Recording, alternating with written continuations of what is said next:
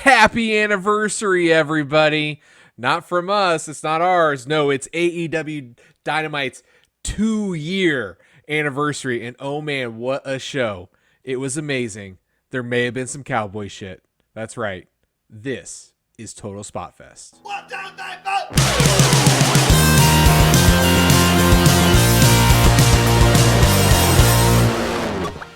Hey, welcome back to Total Spotfest. This is JJ Brownlee. That is Jamie Faulkner. We are coming back to you with our anniversary show. Not our anniversary, Dynamite's anniversary. 2-year anniversary of Dynamite happened last night. And my oh my, was there a lot to unpack. A whole lot.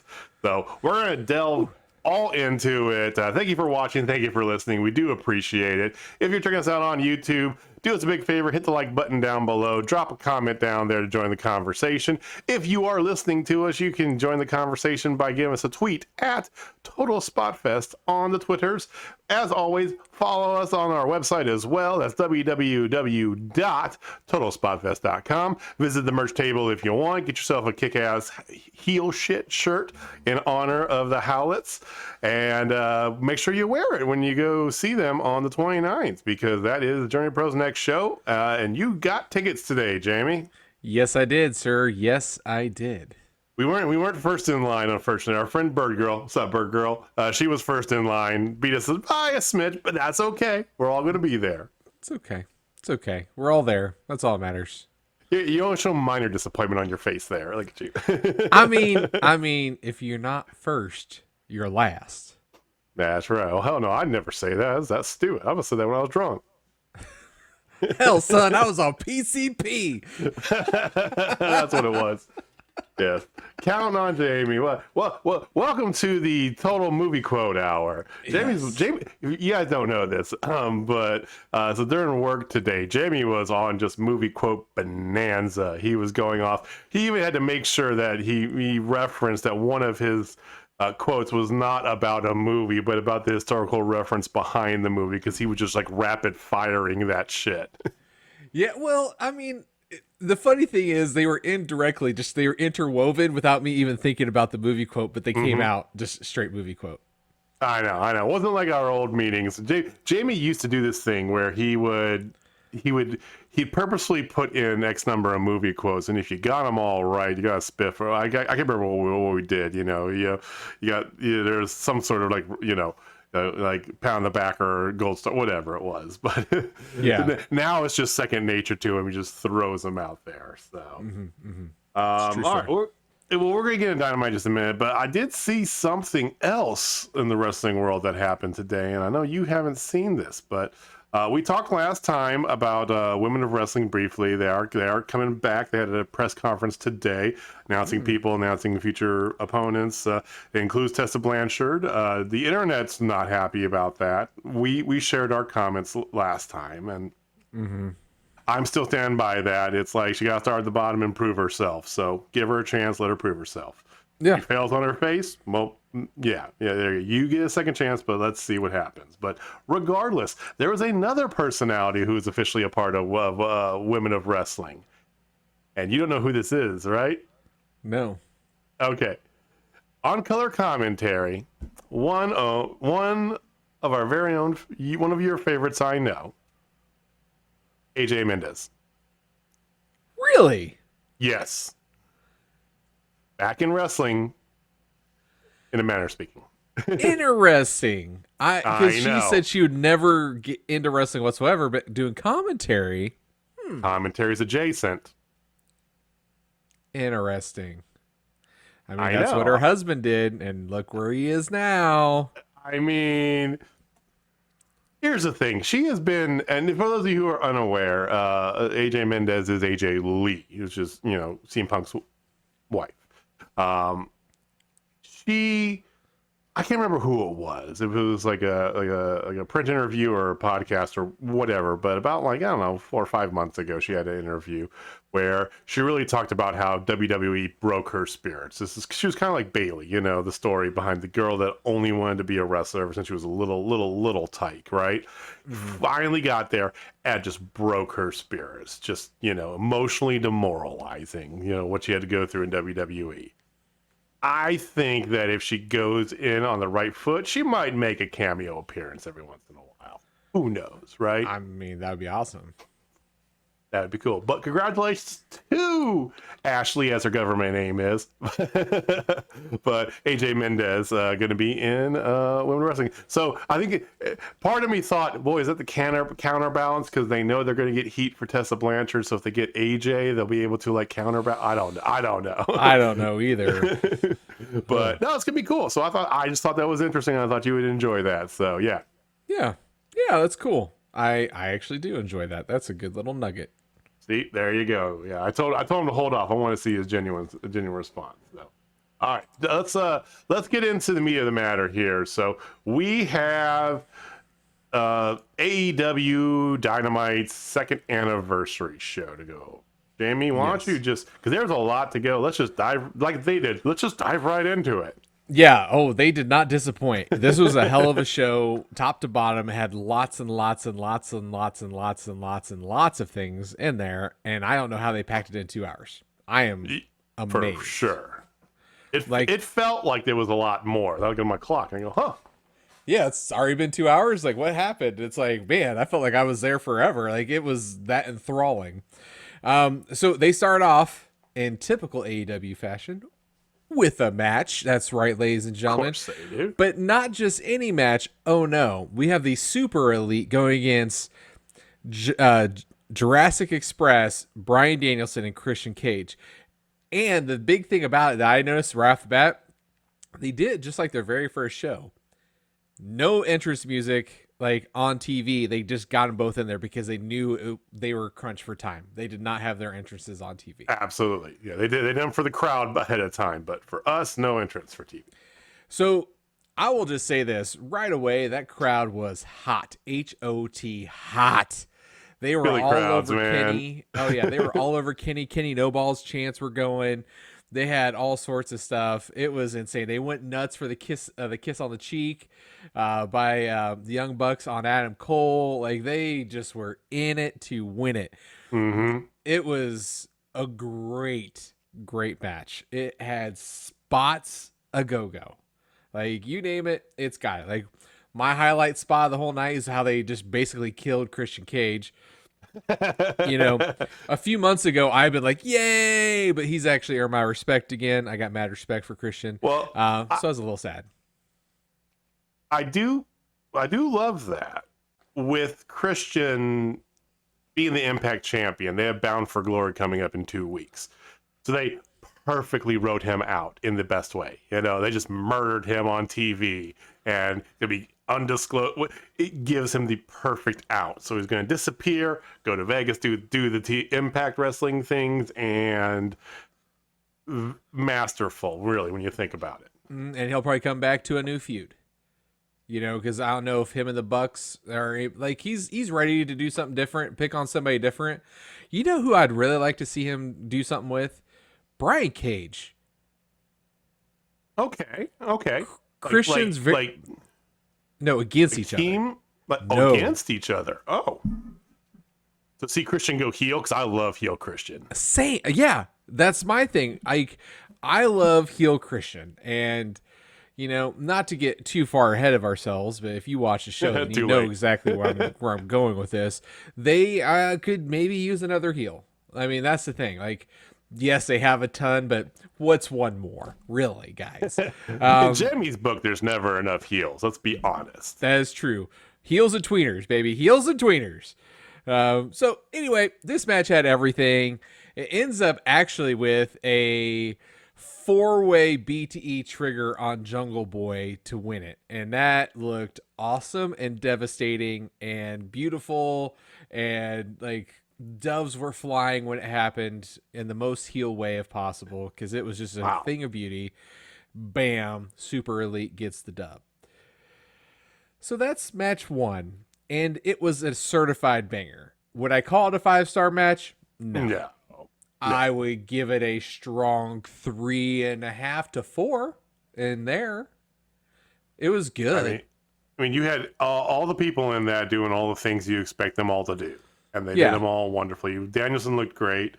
You got Danielson versus Omega in that. You know, you had Adam Cole doing his Adam Cole things. You know, it just all the bits. You had the interference. You know, with the Young Bucks by Nakazawa and Cutlers.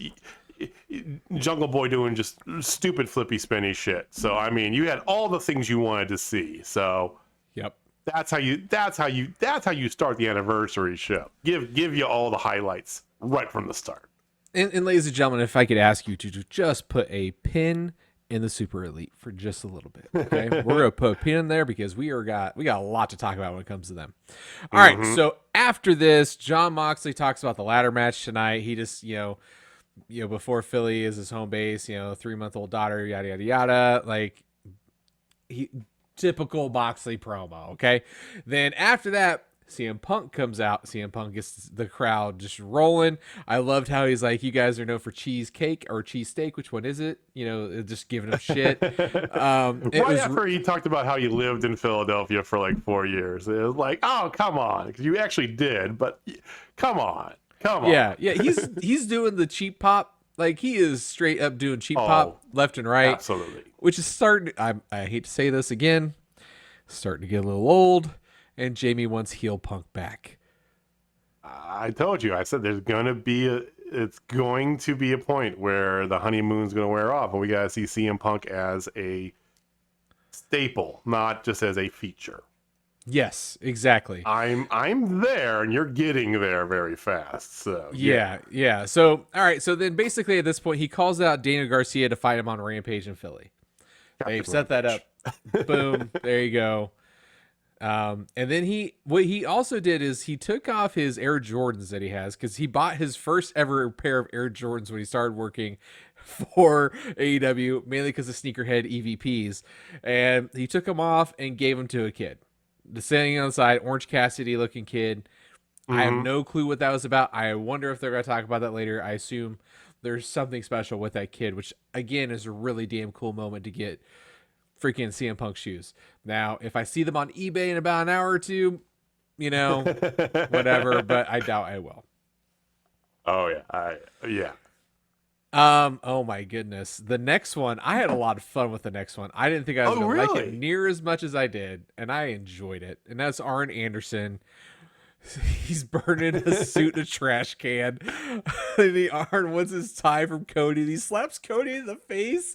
I'm like, oh my okay, all right, God. you were taking like some light speed jumps here. He's burning like the Nightmare Factory like track jacket in a trash can, and the camera pins back because the light goes on the building behind it, and the building behind it is Cody.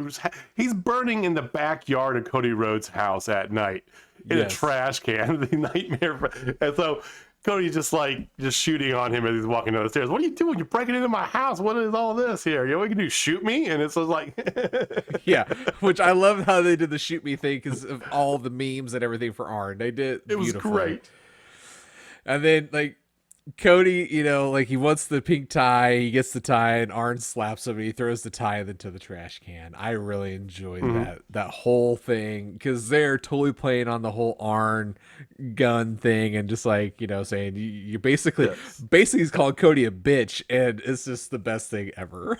I mean, last week and this week, it could have been summed up with him just calling him a bitch, but no, they made it into whatever the hell that was last week, and then this masterful follow-up, and it was masterful. I mean, at one point, Arn actually tells him, why don't you just paint a star on your face and everything will be okay?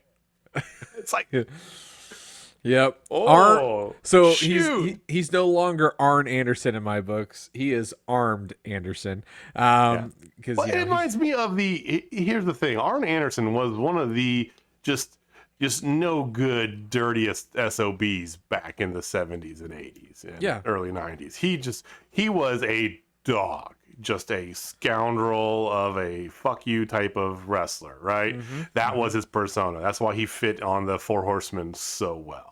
And some people might be shocked by this. This is the actual Arn Anderson. This is what he was in NWA way back in the day. So I love it. I think it's great. Oh, me too. Me too. This is great because I think it's going to get. Hopefully, he turns Cody heel because Cody needs to be heel, like we said. He needs to be Homelander. You say that. There was an interview Cody Rhodes did.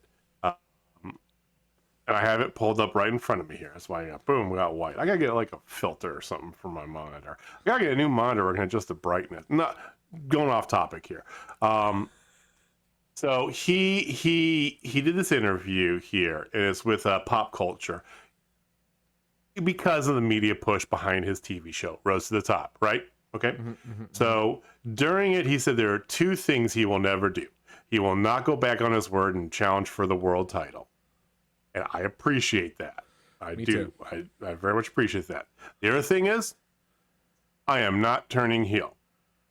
I'm telling this from, and here's what he said. This will disappoint so many, and maybe it won't. Maybe this will excite, but two things I can guarantee you, and I'm not saying this to wave one hand while you're not looking at the other. I'm telling this from the most honest standpoint. I am not going to turn heel on this company. I would retire before I did that. Now I'm head of community outreach. I have a little girl at home. I'm not going to be doing heel stuff on TV. That's what he said. Believe you. He flat out said that he's not doing a swerve. And if you think he's doing a double swerve, cool. Yes, but I think he's going to do the Homelander. I agree. It's great stuff. I mean, shit. Moxie's got a 3-month-old little baby girl at home, and he's doing death matches against Nick Gage and shit. I mean, come on. Yeah. It's like, it's not that big of a deal. Community outreach thing, sure, cool. You can get around it. You can find a way around it. You know. Yeah, but like if he does People the love Homelander, if he does the Homelander angle, Homelander doesn't think he's doing bad, and he is. Exactly. That's the angle. And I think that's his way, because he's going to say, I'm not heel, guys. I'm not a heel. And he's the biggest heel there is because he says he's not. And that would make for great TV. No, not even that he says. He generally doesn't think he's not. He believes he's the good guy. He's convinced of it.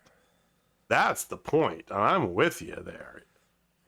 So we'll see what happens. But that's what he officially said in an interview that came out today.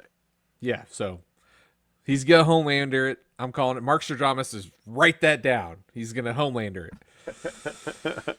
All right, so next we have the TNT Championship match between one Sammy Guevara and Bobby Fish. Which, I don't know if you noticed this or not, but in the graphics they show, they had one of Bobby Fish's wearing one of his t-shirts with the fishbone thing on it, whatever. Yeah. That's not a design you can buy on pro wrestling tees. And if you look at the shirt, it's got the little AEW thing on it right in the corner of the graphic. I did notice that. Somebody pointed it out on Twitter, and I looked at it again, and I go, that is correct. Interesting. Well, Matt Cardona did that too when he showed up a couple times. He had a couple AEW shirts. Thunder Rosa had an AEW branded shirt before she signed with AEW as well. Just saying. We're not saying that he's going to be all elite, but just saying. Yeah. So anyway, that's pretty cool. It was a good match. It was actually a lot of fun. I mean, you had all the moves you wanted to see. Like, again, Bobby Fish looked like Bobby Fish. If you've never watched Bobby Fish, one, shame on you, because that's when NXT was actually good. And then, it was good. I mean, obviously we know who's going to win this match, and that was Sammy Guevara. He hit the GTH. Boom, 1, 2, 3. There you go. Yep. Oh, he did buy Fuego a truck, by the way. He did buy Fuego a truck. Just FYI. But here's the thing. It wasn't about the match. It was about after the match. And that's when shit got crazy. So to say the least. Yeah, so after the match, America's Top Team comes out. I mean, Paige Van Zant, who has pink hair all of a sudden and is rocking a whole bunch of pink and looked exquisite, actually. And then, she hits the ring to distract Sammy, and he gets attacked from behind. Scorpio Sky and Junior Dos Santos. Junior Del Santos. Thank you. I was like, I can't Del remember Santos his first. I always fuck up his name. Del Santos. I call him Dos Santos all the time. That doesn't make any sense. That's two Santoses. Yeah. I gotta learn Spanish. So the American top team's out there. Fuego del Sol comes out. He gets attacked too. Then here come Chris Jericho and Jake Hager, and Jericho kicks Junior Del Santos out of the ring. And one of the things is it's America's top team with Scorpio Sky. Ethan Page was not there, ladies and gentlemen, because Ethan Page welcomed his baby boy into the world. Congratulations, one Ethan Page. We tweeted at him. We said eventually one day his son will have the tightest tits in wrestling, just like him.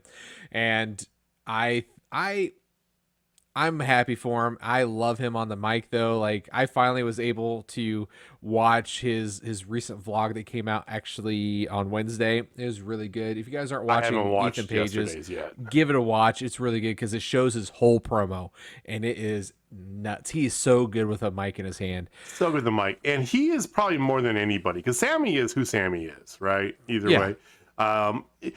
Evil Uno's is pretty much Evil Uno as it is. Allie or the bunny. I know she's from Buffalo, but she's very much a cat. She's like a Valley girl. It's hilarious. I find it so funny, especially her interactions with Eddie Kingston.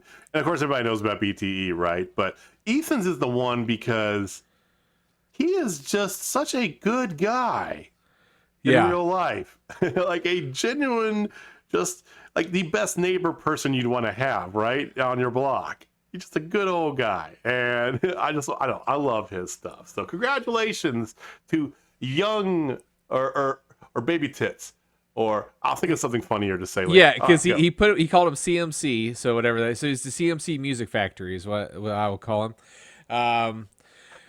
So after this, the entire crowd starts singing Judas because Lambert hates, Dan Lambert, my favorite heel manager at this point in time, hates on Philly. He just like rags on Philly. Then the Philly crowd went ape shit.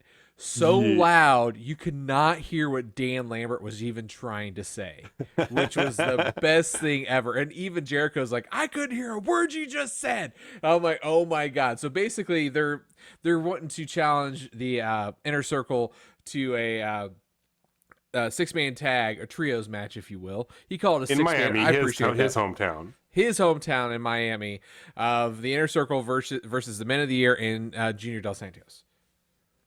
Like we said, they're gonna. We have a feeling that some of them are gonna start wrestling. Those American Top Team guys. Paige Van Zant will be in there. I guarantee it. I don't doubt that. And because she's only doing bare knuckle, isn't that right? Yeah, she's not in the UFC anymore. She's only doing a bare knuckle, which is whatever. And he kept hyping up. So when the crowd was going off, because he grabbed a mic and cut off Judas, which wrong move for a Philly crowd, because he cut it off right at the beginning of the refrain. And I'm like, you're fucked. And they just went to town. And he kept hyping up Masvidal. Yeah. And kept going back to it. And I'm like, they got to be pumping Masvidal up for at least a series of matches in AEW. It sounds like it. Well, I doubt it, because he's a UFC BMF champion right now.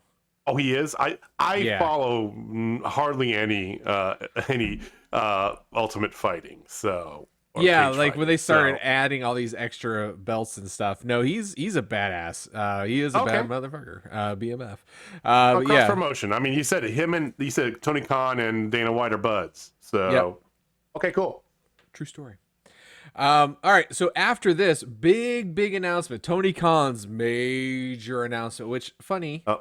Acclaim versus Lucha Bros on Friday for the tag titles. Oh, I'm sorry. Yes, they had that quick little Acclaim. They spit fire. God, I love the Acclaim. So Rampage is already getting stacked. We have CM Punk versus Daniel Garcia. Matches.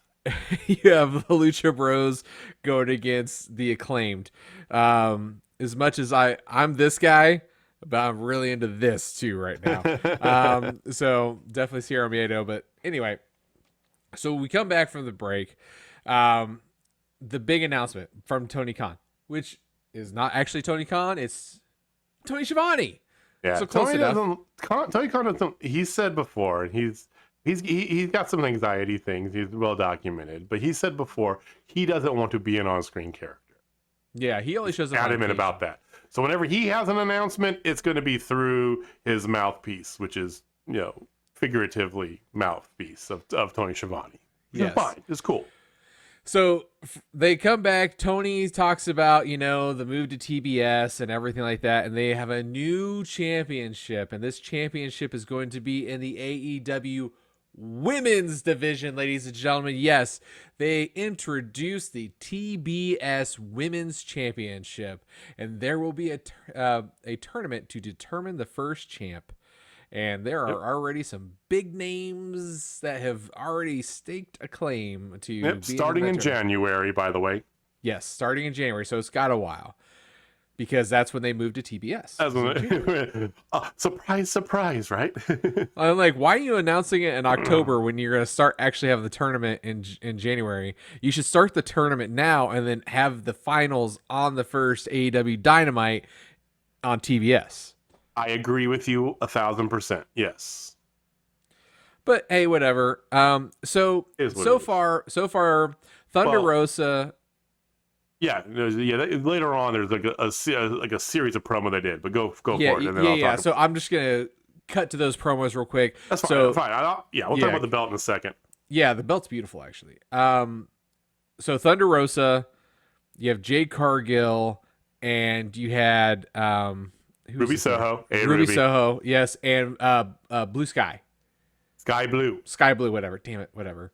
Sky Blue, who got her first win in AEW on this week's Dark. Against Yes. Radikowski. Yeah, Maddie Rankowski. Who looked really good, by the way. Maddie Rankowski. I'm more impressed with her every time I see her, to be honest with you. She's like Thunder Rosa's little protege. She's Mission Pro girl. She's been getting trained by her for a while, and she did this like scissor kick that just was sick. So, as you know, too, speaking of Sky Blue, they usually don't have people who aren't in the company winning matches. I mean, you're not wrong. And they definitely don't have them cutting promos unless they were Thunder Rosa. Like, that was it. Mm-hmm. I could see Sky Blue being all elite imminently, and I'd be totally cool with that because I like Mr. Sky Blue. I think if they did, until they get that second title out there and start doing, there's even a sign in like the fourth row that was just a second women's match. Loved it. Yes.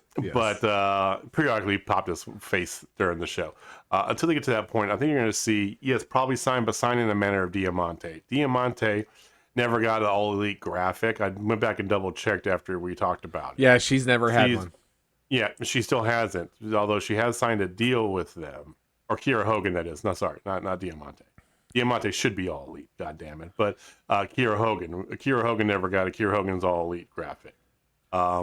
She signed basically what's a per match deal, so which is kind of the same thing that a lot of the other. Well, there's a good number of men and women that have that on the roster. Not everybody is a straight salaried, right? Yeah. So, which is cool. It's fine. It's whatever. I imagine that's what they're going to do. Sky Blue got she got the bonus entrant into the Battle Royal at all. Yeah, and she was the first one eliminated. She was. It was a hometown girl from Joliet. I don't know. I don't doubt that. I think though that they need to I still say they need to put more focus. Gotta do. I understand nights like tonight. We got a lot of big things going on. Cool. Mm-hmm. It needs to be 2 women's matches though on Dynamite. You can do it. I agree. And you know who I would love to see as a entrant into this tournament? Sure, let's fancy book for a hot minute. Do it. Let's fancy book. Okay. So obviously, since they're putting some big names on there, and I appreciate that. I could see Jamie Hayter and them also going for it because then it could be part of her, of Britt's stable. But I would really, really, really love to see Maki Ito in this tournament. You and me both. And if it's not until January, she got plenty of time to iron out stuff. Although she's getting real over in her promotion right now. Yeah, because she's like Real over. big. Yeah, well, it honestly helped her be on AEW to get her over. 1000%. Yes, And you the are not people in wrong. the United States loving her. I think that also helped. Like, we love her. I'm a part of the simp army. I don't even care. I'm married, whatever. I think she's amazing. I think her whole presence and shtick, everything. Yes, sign me up for that. I would love Maki Ito. I mean, we're gonna see some of the, I think we're gonna see at least a 16 woman tournament. I think we'll get to, well, they showed the 4 there, so we know those 4 are going to be featured. Whatever. You're right. You're probably gonna get like maybe not Rebel, but maybe Jamie Hayter. Sure. Statlander, probably, right? Yep. Nyla Rose, yes. Nyla Rose, Diamante, Swole, Anna Jay. I think Ty Conti. Ty Conti's already been on Twitter going all over it.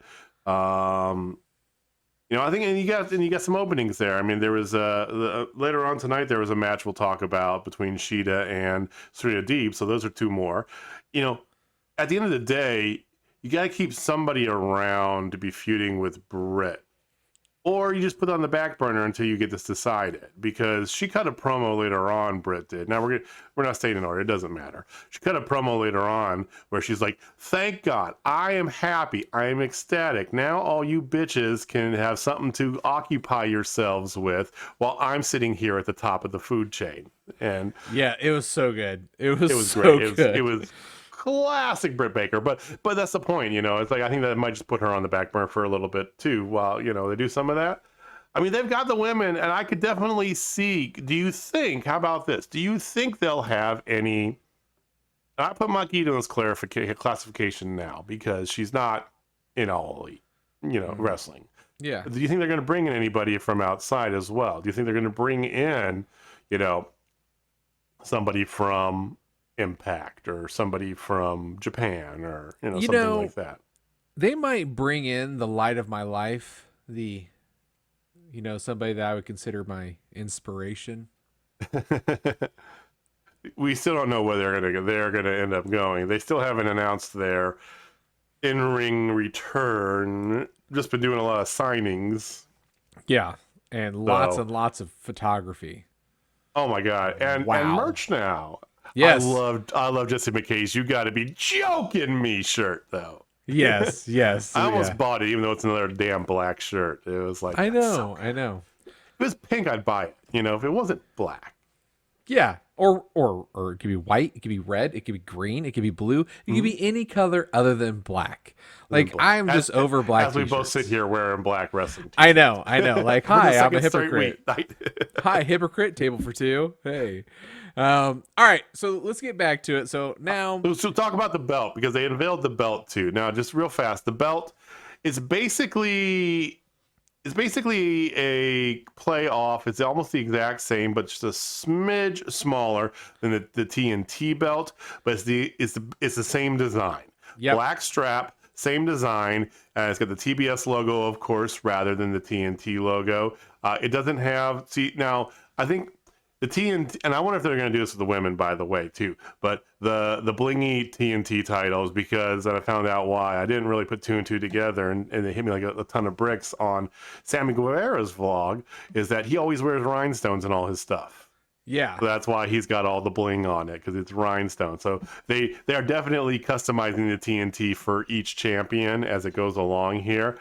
I wonder if they'll do that for the women. We'll have to see. But as it stands right now, it's got the TBS logo, smidge smaller, but practically the same size as the TNT title. And it's got a baby blue in the ribbon. This is champion. Looks really good.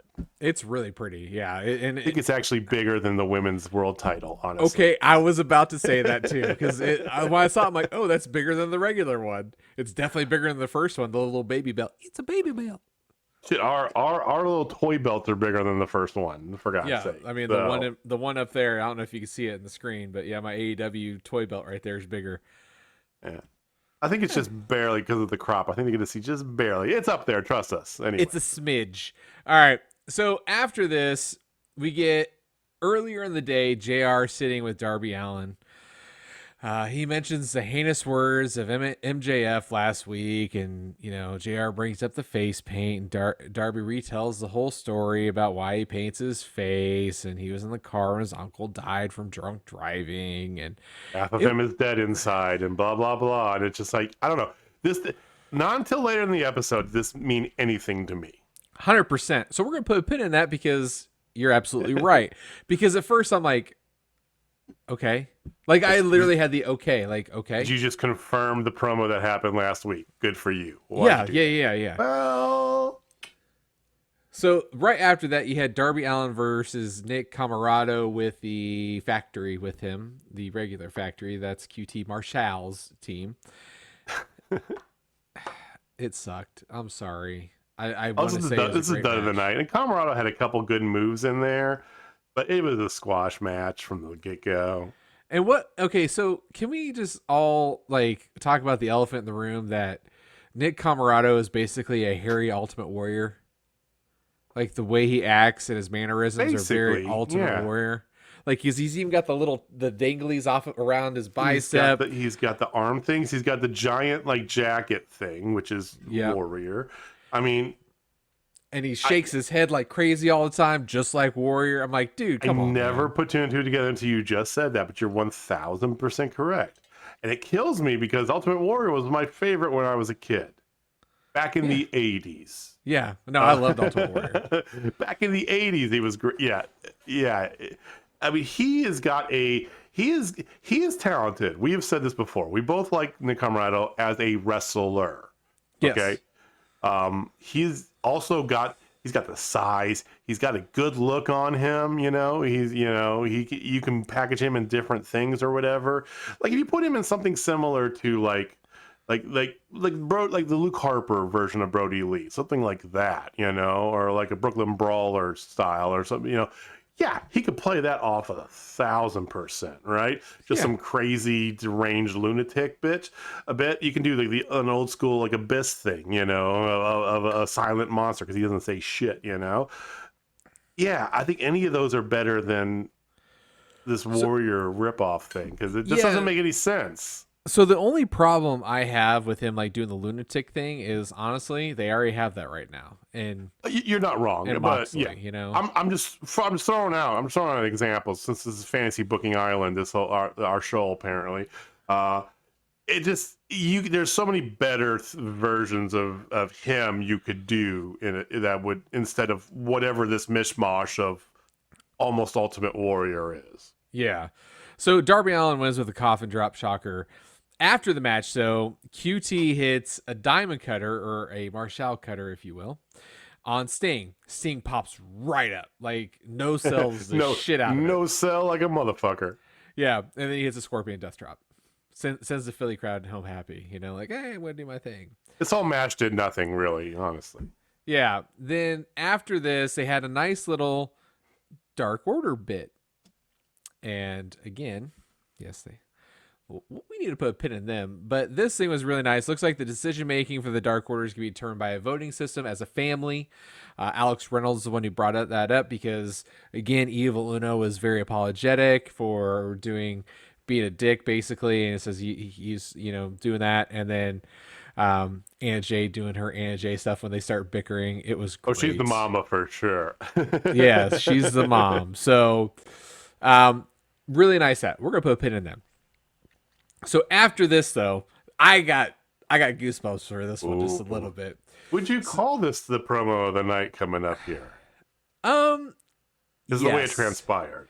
The way it transpired, 100% promo of the night. The most real legit promo of the night was probably Dan Lambert and Jericho, just because of the crowd interaction and the heat he got. But this one was the best story. Right, and technically the Tony, the TBS title was a promo of sorts, but I guess it's an announcement or whatever. This promo, let's get into this because I have a bunch to say. I'm not going to say it all right now either. Okay, so Dante Martin, ladies and gentlemen, yes, Dante Martin is a part of the promo of the night. He's with Mr. Tony Schiavone, and he opens and he issues an open challenge. and he's gone he's gone toe to toe with Omega, and he's done it with everybody, and anybody in the locker room. Lights go out. Crowd erupts as soon as that happens. The crowd's like, "Oh my god!" They have an idea. They think they. And then spotlight right behind Dante Martin is none other than our favorite badass scary guy, Malakai Black. He slowly takes off his mask, hits a black mass, Black mist, and then black mass. Mist. Sorry, yeah, black mist into a black mass. Lights go out. Dante Martin's no longer in the ring. All the lights turn back on. Malakai Black's got a microphone in his hand, and he just says this, very simple. The House of Black accepts. That's it. And then death metal, slow walk out. Yes. And fucking tastic. Whew. And it only really is, and honest to God, it really is the promo of the night because of what happens in a little bit. Pin. Put a pin in this too. Lots of pins tonight we got to pull. Okay.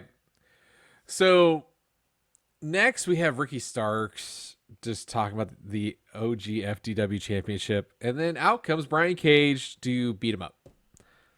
There you go. They're going to do a Philly Street fight on Friday. Yes, on Rampage. 4 matches on Rampage, by the way. They announced a Jade Cargill versus Sky Blue. And they're going to have Philly Street fight. We've got the tag team title match and CM Punk versus Mr. Rampage, Daniel Garcia. So, yes. 4 matches in an hour. Let's go. So then we have our one women's match of the night next. And it is Hikaru Shida versus Serena Deeb. If Hikaru Shida wins, she gets her 50th singles win, or 50th win in AEW. She'll only be the second person to accomplish said feat, first woman to accomplish the feat. This match, Serena Deeb is amazing. She's a very good technical wrestler. Serena Malenko. She is absolutely the woman of 1,000 holds. That's right. It was a really, really great match, and it definitely ended completely different than I was expecting. Me too. Now, before the match, they come out and Justin Roberts says, because if Hikaru Shida wins, blah blah blah, and Aubrey Everett's sitting there with one of those like awards you get from like The Office. Like me and Jamie have these things, those little like acrylic like things, that have your name etched on them, for most improved teammate of the year bullshit or whatever, right? And it says, first woman to get 50 wins, Hikaru Shida, and I'm just like, that's bad luck, don't you think? That's interesting. And they put it on, they put this thing on a pedestal next to the entrance ramp on the way to the ring. So I was suspicious about this match from the start. I mean, what is up with this pedestal thing? And why do they always say I put it on a pedestal? I don't know. Yeah. So, but to your point, go back to the match because I just want to lay the groundwork because I have thoughts as the match is going along here. Because you think for sure, as much as I hype this up, she's got to win, right? But what does AEW like to do? Yes. Turn it around. Totally got us going. So, so we'll go towards the end. Falcon Arrow. Deeb kicks out again from it because she got it. Then Serena Deeb rakes her eyes. I don't know if you caught that. And then hits an inverted dragon screw. Deeb 1, 2. Oh no! But then she gets her in her Serenity Lock. # Canadian Maple Leaf, just a single leg crab. And Shida tapped out. I know. She was working on the knee the whole night too. Yeah. Oh. Keeping continuity. And before she got the Serenity Lock all the way locked in, she banged on the knee a little bit more, and then put it in very aggressively, and then put it in, and she tapped. Nice, her the 50th win. Yeah. So again, we saw this before. Serena was hurt again. That she was turning heel, and we got the full confirmation of super heel turn because right after this, she nails Shida in the head with the 50 wins trophy, and then she slams it down and breaks it and walks out. So she is full on heel now. Serena Malenko, the woman of 1,000 holds, is in fact a heel. It's going to take a woman of 1,004 holds to beat her, ladies and gentlemen. And I think that will in fact be one Hikaru Shida getting it via the Lion Tamer. That's right, ladies and gentlemen. Hikaru Shida will do the Lion Tamer. No, she won't. She's not going to do the Lion Tamer. She's not going to do the Lion Tamer. Really cool if she did. Maybe if you tweet at her, tell her to do a Lion Tamer. Yes, that'd be well. Here's an interesting thing because it sets up some stuff because we talked smidgen about the women's division before, right? And they got some time to kill before they start this tournament, apparently, right? Yeah. Well, they've been kind of laying some groundwork for some things. This whole thing, when you look back on it, this was a giant setup the whole time, right? Mm-hmm. They kept talking about 50th win, had all these promos, all this stuff. They had a trophy made that presented before the match started, the trophy for the victory, so we should have known. And then Ruby Soho, hey Ruby, has been talking about how, now, she's going to work her way back up, and people are like, well, who do you want to face? Who do you want to face? She said, well, I like this, and there's this, and then she keeps going back to Serena Deeb. Well, they flipped Deeb now officially heel, so that makes sense because Ruby's face. So you've got that going on for you. They're bringing in Sky Blue, and let's see if Jay could do anything but a squash match on Friday, or if they just have her squash Sky.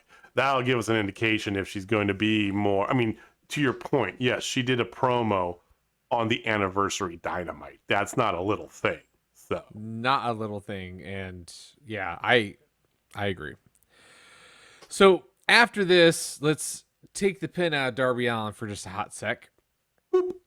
Okay, and Darby Allin's in the back, and Alex Marvez informs him that MJF wants to challenge him to a match next week, and of course, Darby accepts without hesitation. A big limo pulls up, and Darby is ready to fight. And then out of nowhere, he gets smacked in a chair from behind, and a guy in a ski mask the ski mask is like this, and it looks a lot like one Sean Spears, but we digress. And then it's at that point a slew of men attack him.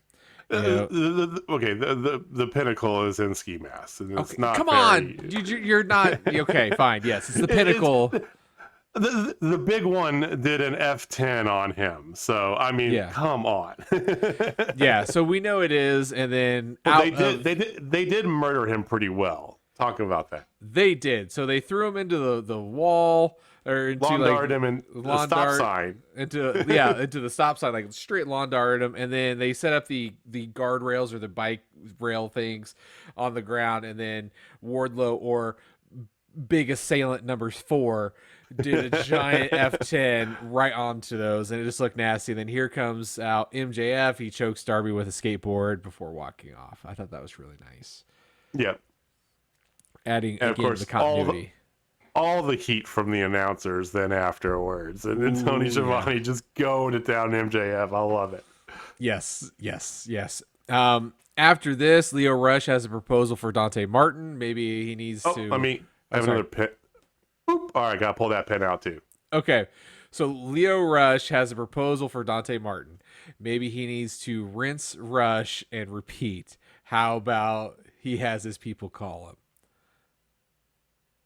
Okay, so as soon as Rush started with his promo, mentioning Dante Martin, started going to it, I immediately got the tingly feelings because I'm like, oh, I know we've talked in the past, too many factions in AEW, right, whatever, but I don't care. If you align Top Flight, which his brother's, Martin's brother is close to coming back, right? He's actually touring with them now. But take Top Flight, Dante Martin and his brother, with Lio Rush together. Holy shit. I mean, Team Flippy Spinny shit. I mean, is. I mean, what do you call it? Yeah, like you already have the elite. Like they are the excellence of execution. They're excellence. If you're setting up for a trios title in the future, which is still rumored to be coming along, that's a team I want to see. And I like it too because it pulls Leo in without doing the classic trope of pulling somebody in, putting into a title picture to start. I know they've done that with a couple people already, my girl Ruby included, right? So I like this. I like this a lot. And I think it says wonders about Dante Martin, because we underestimated them maybe when we first saw Top Flight on Dark a year and a half ago, right? Everyone's like, oh, look at these young kids, whatever. And then it's like, oh, wait, no. Look at these kids. Holy shit. Yeah. And Dante just gone up from there. So I love every bit about this. I thought this was fantastic. And it's part 2 of that Dante Martin-ness of the night. So that was my thought. Yeah, I mean, we all know that AEW is the place to be for tag team wrestling. And the thing is, it has no breaks. Like, it's all gas, no breaks, because the top of the food chain is stacked. The middle of the food chain is stacked. The bottom of the food chain is stacked. Like, it's ridiculous. Like, the young tag teams they have, Acclaimed, Top Flight, hell, the Varsity Blondes, which, by the way, Brian Pillman cut off his mullet, and I don't know how I feel about that. Yeah, he cut his mullet off. I did not see that. That's not even...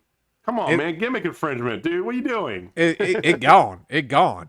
You know, and wow. Like, you have a lot of these younger and even teams. got the ones that are, you got the hybrid too, right? They're really underrated.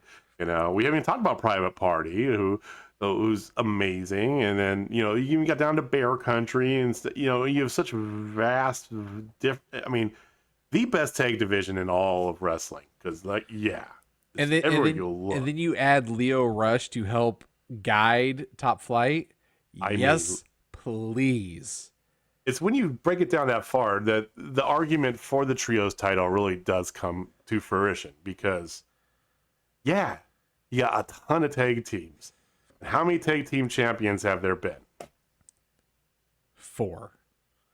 At SCU, Hangman and Omega, FTR, Young Bucks, Lucha Brothers. 5. Yeah, that's it. And if they introduce the trios, that opens up a world like we've never seen. Especially, if we see something that we're going to talk about happen, and then tag team champions go there. We'll talk about that. But it opens up like for 2.0 and Daniel Garcia. Boom, you got a trio contender right there. You got Leo Rush with Top Flight. Boom, there's one right there.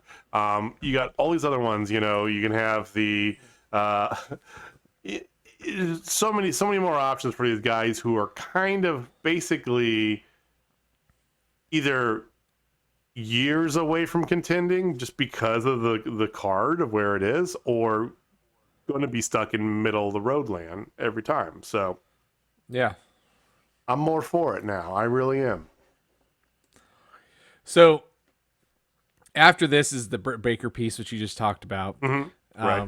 All the bitches can who claim her in the back. I love that. I love that whole line. All right, so after this is the main event. Let's go. It was a main event and a half, ladies and gentlemen.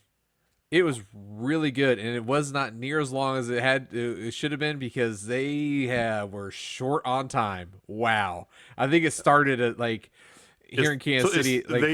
They were doing the second intro, the second entrant at about 20 till the hour. Yeah. So the first two to start off was Orange Cassidy and Pac. They did their usual thing. Those two know each other very well. They played off each other very nicely. Out next was Andrade El Idolo, which him and Pac have some beef, and those two start going at it. It was really good there. There was a Andrade. He goes for the wrong sunset flip. They're on the ladder. They're on the ladder. Sorry, yes, they're on the ladder. Andrade goes up the other bit ladder. Power bomb. Yeah. And it's like he could have gone and got. So he actually points at the coin and goes, no, and then points at Pac, and then does a sunset flip over the ladder into a power bomb. It was sick. Yes. So I know I'm a big move guy. That was my favorite move, probably the whole thing. Just to be honest. Okay. After that Matt Hardy of the Hardy Family Office comes out, the owner and operator of the Hardy Family Office. He comes out and he does some offense, and we go to a break. And when we get back, Lance Archer's in there. Yay, Lance Archer! And he murdering people. He just murdering. murdering. Love me some Lance Archer. So then after that, Moxley comes out, and Moxley and Archer go at it instantly. Those two have the beef, and they just get after it. They get into the crowd. They just go nuts and everything like that. And then it's Joker time. And, there's a lot of things in this world I hate. And one of them is definitely not being right. And I was absolutely right. Mark Serjama strikes again. It's the worst kept secret. We were both right. Don't try and claim all this credit here. Well, okay? I'm just saying it's the worst kept secret in all of wrestling that this was going to happen. And you and I were both correct. Jamie and I talked earlier today, because if you watched our last episode, if you haven't watched our last episode, go check it out. But our last episode, we talked about this: who's the Joker going to be, and who do you think is going to be? And then if it's not who we thought it was going to, we both thought it was going to be Hangman. If it's not going to be that, who do you think it's going to be? And Jamie started saying everything else would be a disappointment with one exception, and that was Ospreay. And I'm like, so he was very adamant that it needed to be one way or else. Yeah, it was Hangman or we riot. And thankfully we didn't. We're not rioting. We're not rioting whatsoever. Here comes out Adam Hangman Page, and that's when shit got really crazy, because then it became a total spot fest. You had just lose the go-go. Was this the best ladder match, do you think, in AEW? There's only been a handful, I know. Not even close. Not in AEW. Not even close. Okay, we'll talk about that in a second.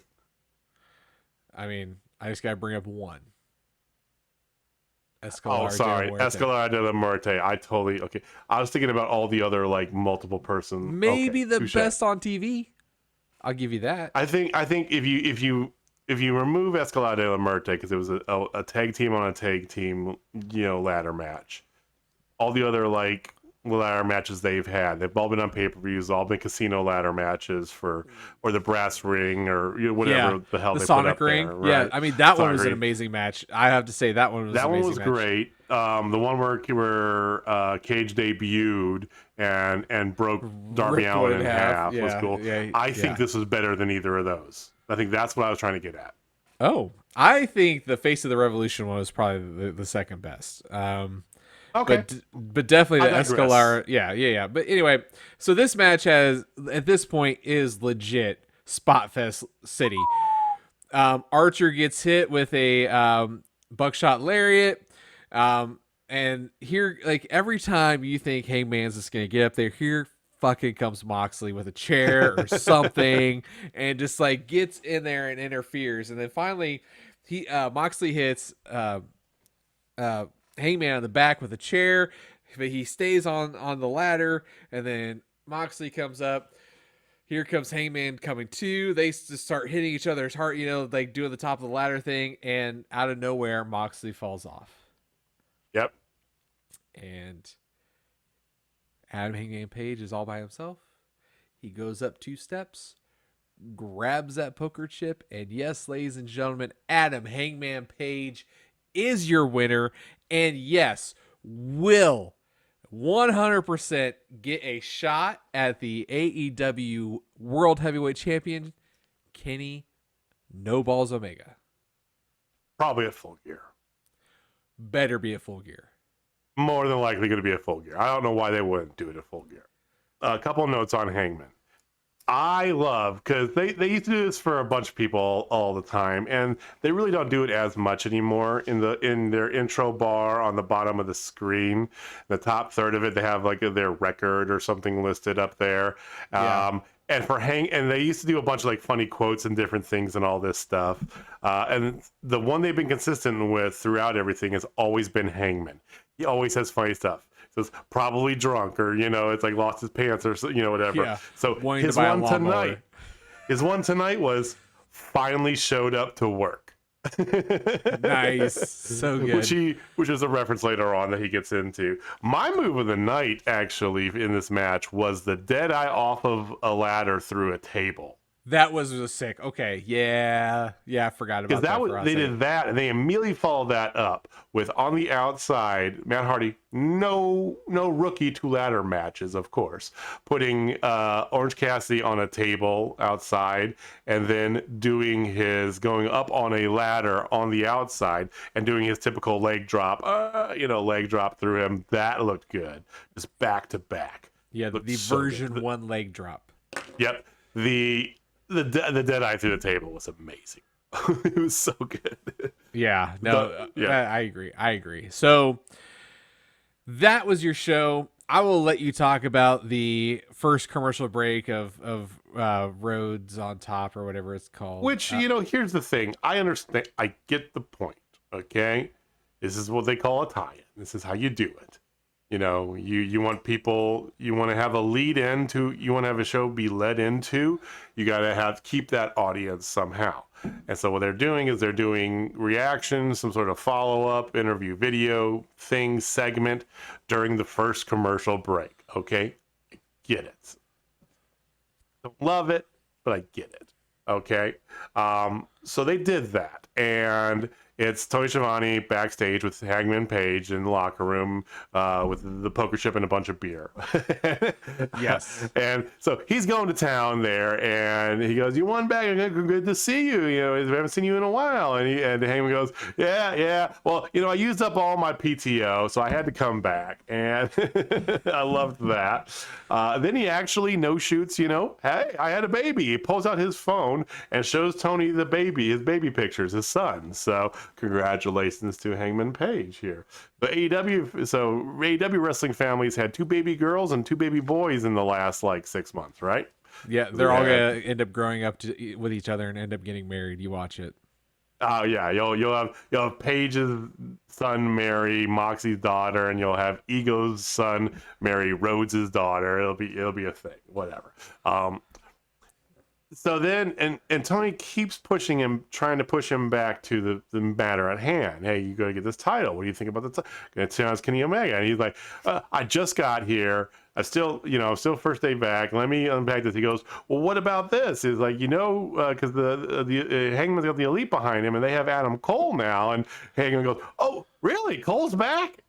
Beating back to life. Yeah. So continuity, I love it. But yeah, it's like Cole and Young Bucks and all this stuff. It's like, are you gonna rekindle your friendship with the Dark Order or whatever? And Hangman basically lays it out that yes, I've got some people to talk to. I've got some scores to settle and some things to make up for. Let me enjoy this. I'm gonna enjoy a couple beers. I'm gonna celebrate this, and he's gonna get to that. So. Full Gear is what it looks like. Will he be the leader of the Dark Order by then or ever? I don't know.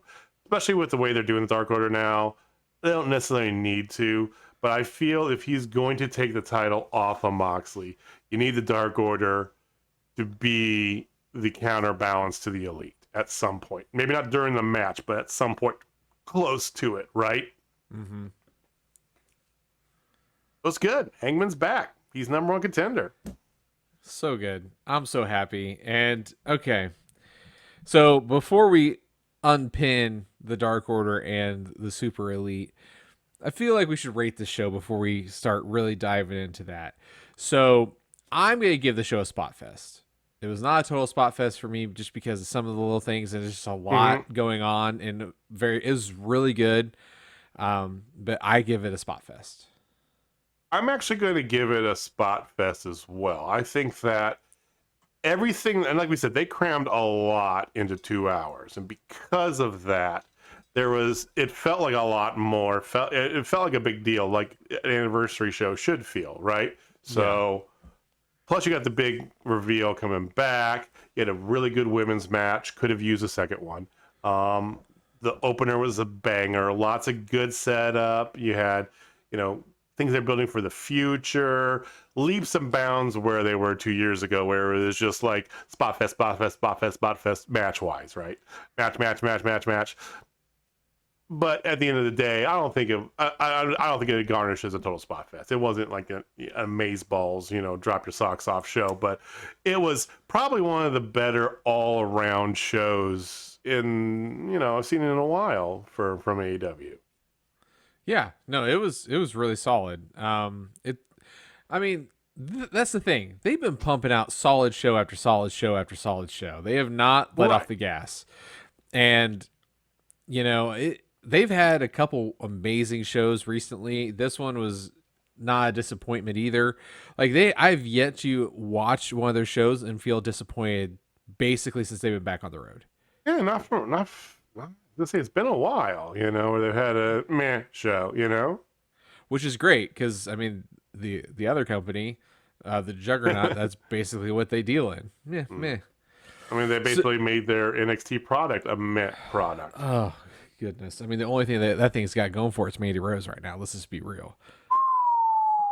And that's not being sexist, ladies and gentlemen. She is just a knockout on that show, and yes, just admire. Okay. Anyway, so now let's take out the pins of the Super Elite and the Dark Order. Okay. Yep. Last two pins. Let's get to it. Okay. So I feel like being the Elite on Monday is going to be bonkers. And they're going to build, because if you remember, Adam Cole didn't know that Hangman wasn't a part of the Elite anymore when he first came back. I feel like that's going to play out a little bit. Mm-hmm. And then, of course, the Dark Order. I really want to see how this all unveils in the Dark Order, and that all happens on being the Elite. So, I ask you, sir, now that Hangman is officially back in the fold for a title shot, what are they going to do with the rest of the Elite? And what are they going to do with Bryan Danielson? Well, that's a great question, especially the second part of that. That's not something you really consider, because you tend to unintentionally bury Bryan Danielson in your brain if you start thinking about Dark Order, Elite, fancy booking, right? At least I do. So we've made mention of this before, and I'm just going to lay it all out there as my Mark Stradamus Jr. position. Okay, that the goal is to get. The goal is to get to the point when Steen's available, Kevin Steen, to have them turn on Kenny. You have the Mount Rushmore back together. Yep. That gives them their own world to live in, where they don't have to get in the middle of title pictures or messing with any other, main talent and all this stuff. They can more or less live in their own world and feeling their own thing. It's good for them, good for the company, good for everybody. Yeah. That, I think, is the short-term end goal, okay? Step one to that is taking the belt off Kenny. You do that with Hangman. We've talked about this ad nauseum. It's been 2 years now in the books, this kind of long-term story, right? For Hangman to ascend to be the face of the company. He's there. The crowd went apeshit with cowboy shit chants. He is definitely there. So you should not feel bad at all. Take the belt off Kenny, right? What does this do, though, as far as the booking for the Elite and for Danielson? Well, I think in the short term, because you got about a month or so until Full Gear, you can keep feuding Danielson with Omega and the Bucks.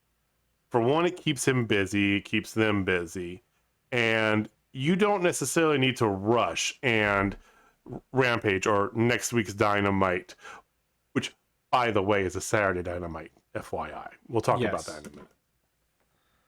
You don't need to rush him to be in the middle of this and immediately come out top of Dynamite, challenge Kenny Omega at Full Gear, and let's build this for the next 5 weeks. That's not what AEW does.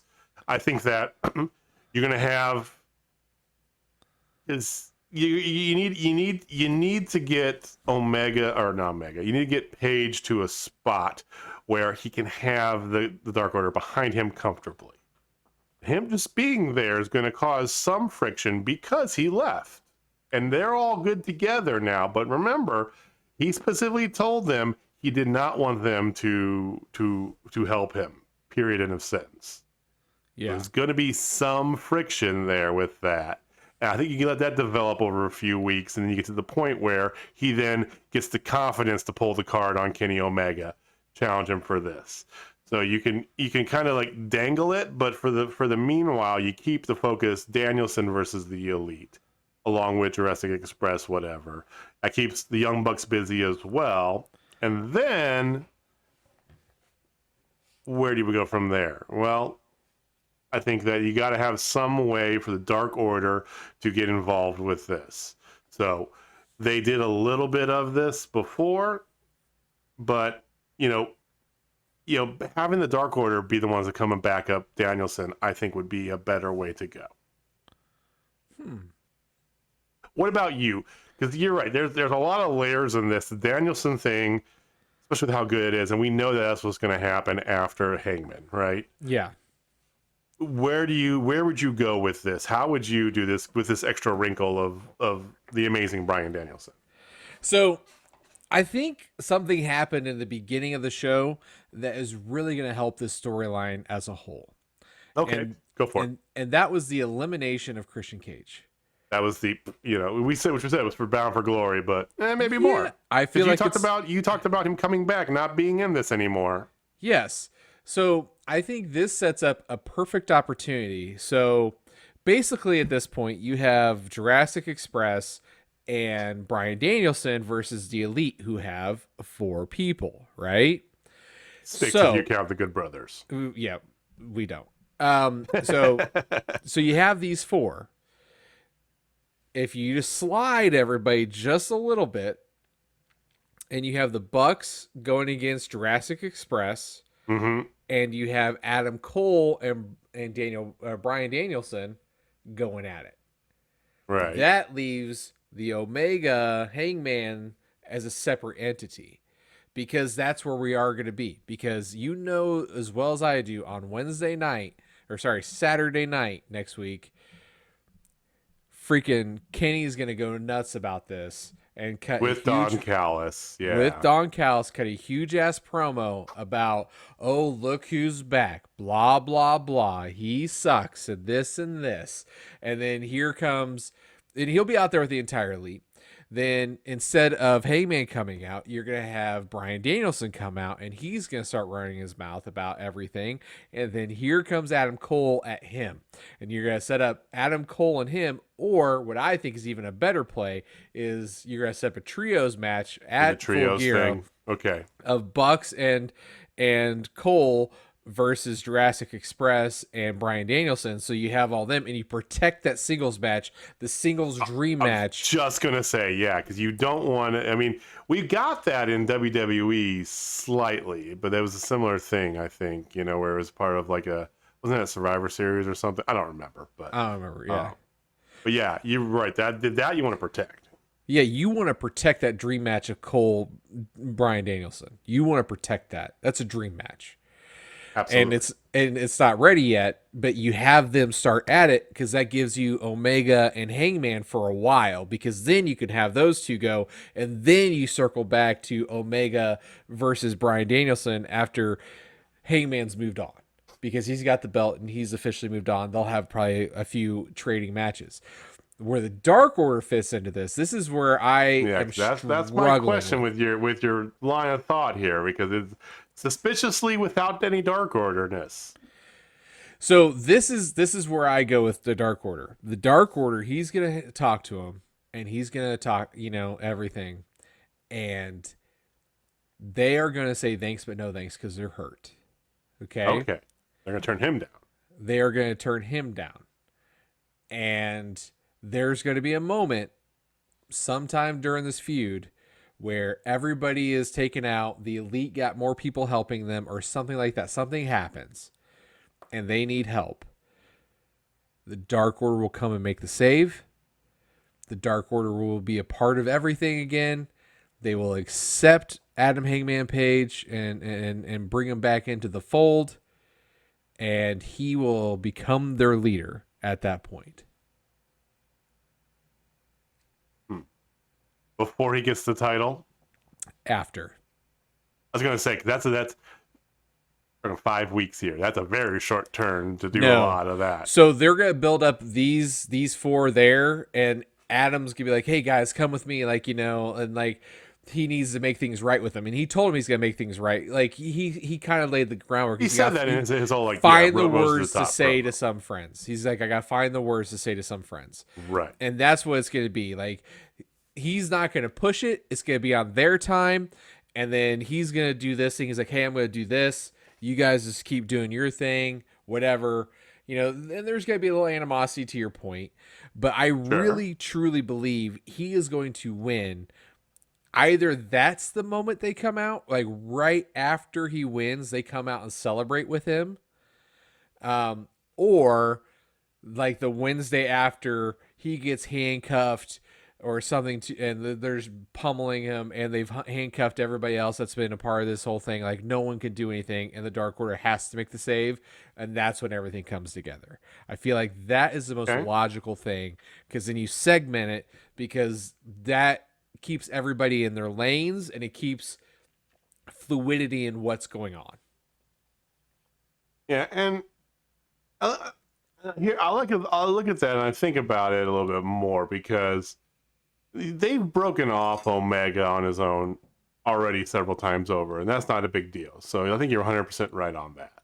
That definitely makes the most sense. I just think I don't know, because I get muddy with the whole Dark Order bit. I know they've got to reconcile that. They've got to do it one way or another. They put too much groundwork in that as well.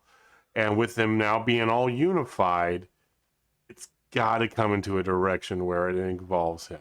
I think it has to, unless they're going to completely cut them out of it, which I think is the wrong thing. I think they leave him alone, and then once he wins, that's when maybe not right away. Back. But I'm just saying though, that's what I'm getting at. That it's going to either be something of that nature, however we figured it out, one way or another. Yeah. That they are involved with this, and they're in the picture with this while he's going for and shortly after getting the title. Or they do the complete opposite, which is to completely turn it off, and then down the road, after he wins the title, whatever, then they come to pick him up. But I don't think that's the right thing to do. I really don't. I don't either. I think I trust Tony Khan and the creative minds over there, because they have not let us down yet, because this has been the best long-term storytelling that I can remember, even with a 3-month layoff for Hangman to have his child. Like it's just like boop, right back, like 2 months or however long it was. But it's one of those things, like it's kind of insane that like it's going to pick up right where it left off. I really believe that, and I'm looking forward to being the Elite to be able to tell more of the story of the Hangman Dark Order thing, because that's where it's going to happen. Most of it's going to happen there. Well, you say that, but here's the crux I have to that, because being the Elite, ever since I went back on the road, has become more like the old Being the Elite, which is a Young Bucks travel vlog. Yeah. The Dark Order segments are tiny. Any other additional segments are short, except for Nemeth's really weird fucking movies. I don't understand that shit at all. I fast forward through his stuff. I don't understand it. I'm sorry. They used to be funny, and now I'm just like, I don't get it anymore. Like the whole like screeching sounds and the poison lotion. I don't know. It's cream. It's the cream. Great. It's beyond me. All right. Fair. But there's very little Dark Order in it anymore, and that's the thing. And like we talked about earlier, really, Dark Order is the only one you can really consider canon. Sammy's vlog a little bit, but all the other like AEW vlogs that are out there, Ethan Page we talked about, Allie or the Bunny, Evil Unos, they're all non-kayfabe. Yeah. Okay, so you're not going to progress any story through that. BTE is really the only one that's canon, if you would, for the storylines here. And with it being the Buck-centric thing that it is now, I don't know if you're going to get a lot of Dark Order story on that. I hope that you do. I hope you're right. I really do. It's one of those I got to see it to believe it thing, because I mean, shit, the last episode, if you looked at it, it was 75% Young Bucks. Them shopping, them shooting the shit, talking about their car getting broken into, and then both of the shows they were on, they showed basically most of the matches of each of their matches from Brandon Cutler's point of view.